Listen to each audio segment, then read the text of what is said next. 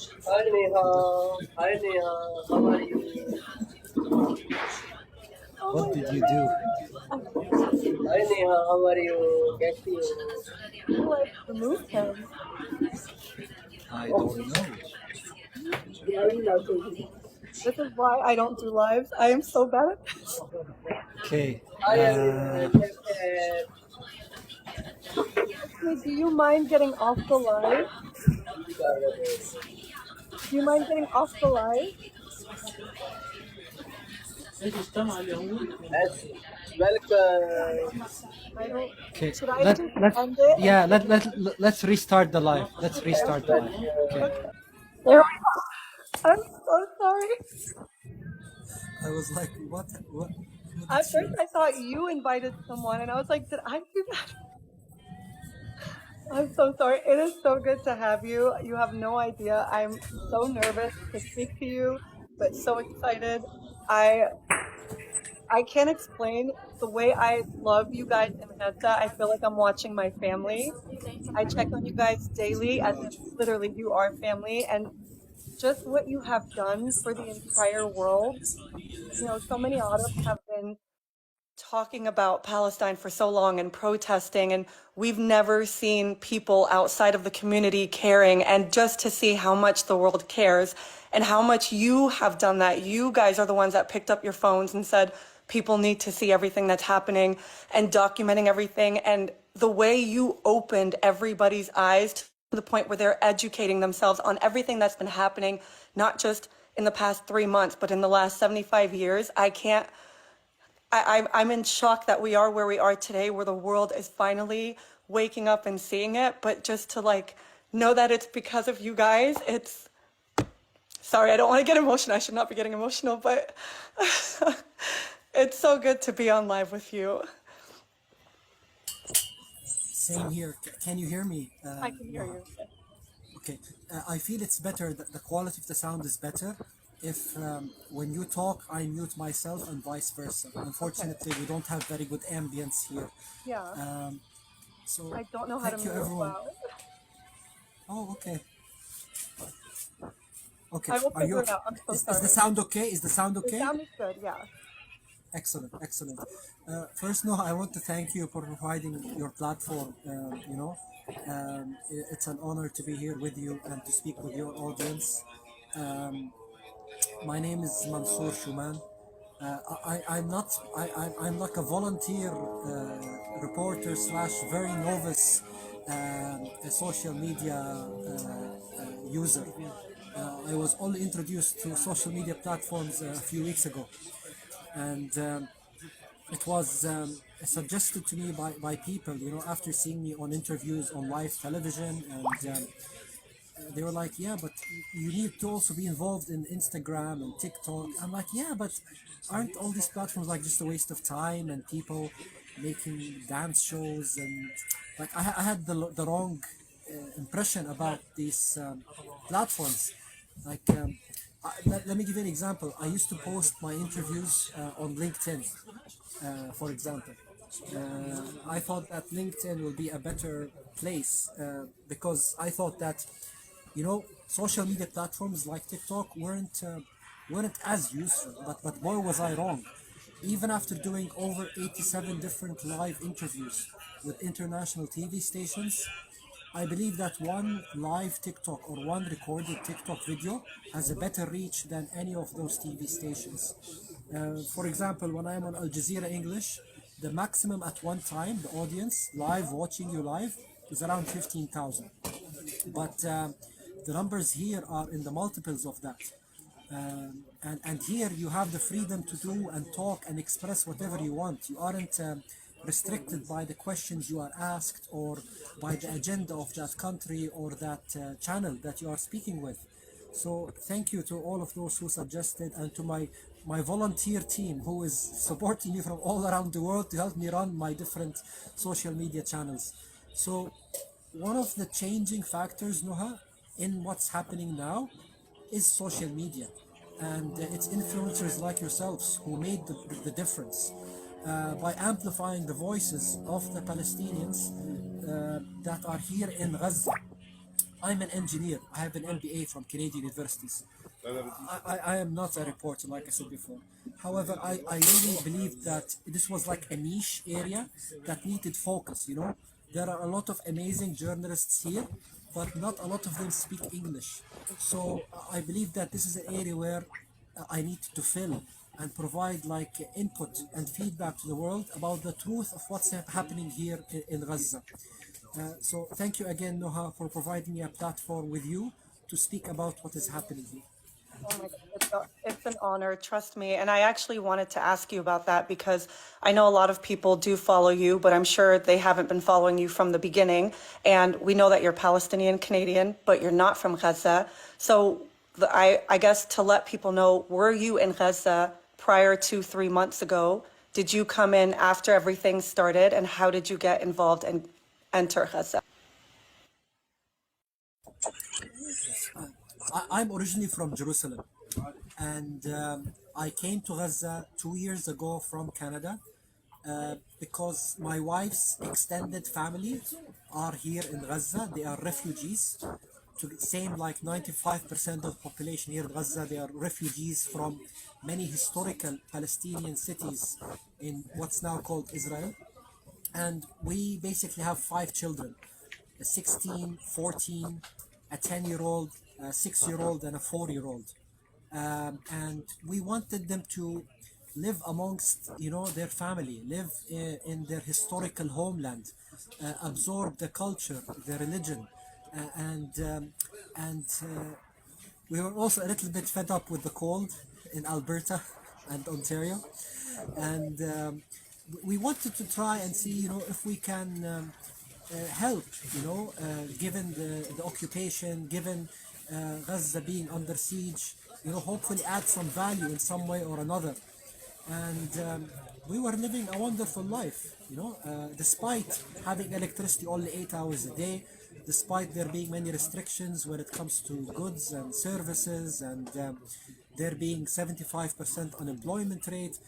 Um, you know, Gaza is beautiful. Gaza is very historical. It was always a global logistics hub. Many religions coexist here. Um, and it's a privilege. It's an honor to be here. When October the 7th happened, we were all in shock. We didn't know what was going on that morning. And then one of the first things that happened on that day is that our local mosque was bombed to the ground. And that's when I knew that, okay, this is not normal. Something big is now gonna happen. Um, and since then, events started to happen every hour, every day. We moved to many cities, many areas, seeking safety, until we landed here in Khan Yunis 1 week later, where I basically decided to come and help and volunteer with the media team here in Nasser Hospital in Khan Yunis. And that's when my journey started. My family decided, we agreed that they will leave a couple of months ago. My wife and 5 kids temporarily. They are now staying in Dubai with her extended family, with my mother, while things settle here. Things are very difficult here in general, especially for women, children, elderly, and we thought it's better for them to take a break, and hopefully once things calm down, they can come back and we can rebuild Gaza together. When you evacuated to the south, were there checkpoints at that point? I know there are checkpoints now, and I did hear that Israeli troops were being pulled out of the north. Are people able to go back to the north, or is that not allowed?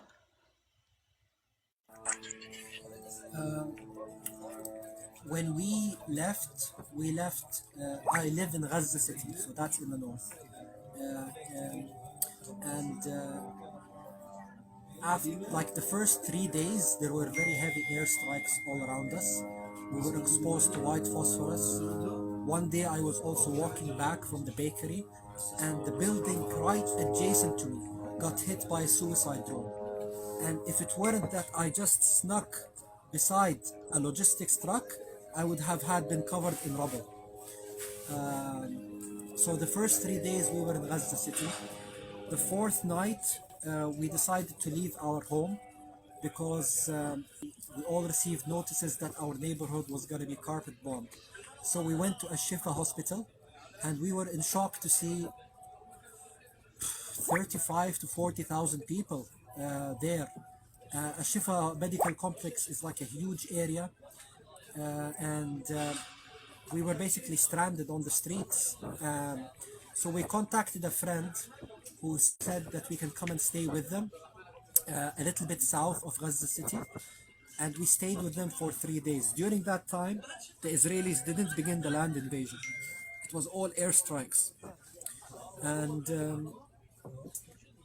then we decided that we wanted to stay with extended family here in Khan Yunis for the long term, as a long-term strategy, because we didn't want to burden our friends, despite them being very open to continually care for us. Um, right now, there are checkpoints in some areas. However, uh, uh, right now there has been a complete withdrawal of Israeli troops from Gaza City, from the northern refugees refugee camps, Jabalia, Beit Lahia, Beit Hanun. We have around 600 to 700,000 people still there remaining steadfast, and we are in direct contact with them, and we are trying to get aid to them. We have been successful in the last few days. A few weeks before, their situation was really bad when it came to starvation, when it came to lack of basic necessities. I did want to ask about, I see a lot of GoFundMes happening right now where people want to evacuate to Egypt. And we're also hearing that Israel is trying to talk to countries in Africa, saying that they want to find countries where Palestinians can voluntarily evacuate. Are there a lot of people that want to leave? Are people just hoping that this will end soon, or especially with trying to rebuild and everything kind of being destroyed right now? I look at the people in the north who remain steadfast, and if they wanted to leave, they could have left very easily and moved to the south from the beginning. But you saw that over 50% of the population decided to remain on their land, despite going all what they have gone through due to airstrikes, due to land invasion attempts, due to lack of food, lack of electricity, lack of communication. But they decided to remain where they are, and they are rebuilding Gaza and the north from now. They are staying in tents. They are, you know, they are mentally like overpowering all what they're trying to do, the Israeli forces, to them. On the other side, you have the settlers being paid over 1 million shekels per individual to try to convince them to go back and live in the Israeli settlements around Gaza. 1 million shekels, so 270,000 US dollars each for each family member. And that includes their house, their car, everything. This all comes as part of the package. And no one is taking up that offer. So you have people who are voluntarily, willfully staying on their land in one of the most dangerous places in the world, and you have people being surrounded by security, being pumped with cash and given promises of a beautiful life, and not willing to take that offer. So I think that the answer is seen on the ground. Whatever I say, forget what I'm saying. I might be saying, whatever I say, I refer you to images, to images and to evidence on the ground that the general Palestinian population here has learned from 1948, 1967. They don't want to repeat the same mistakes that their ancestors did. And if some people want to temporarily leave Gaza, you know, because of the difficult situations, Wallahi, I feel for them, you know. It happened to my wife and children. Like, they left, they got the opportunity to leave and they left, right? But the general consensus is that it's not that they're leaving and not coming back. No, they are leaving, and once things become calmer, they're gonna come back. And I feel so bad for all of these GoFundMe campaigns in order to raise 7,000 US dollars per person just to pay as a bribe so that they can start and initiate the process of them leaving Gaza here. I ask all of them just to be patient for a few more days, A permanent ceasefire is currently in its final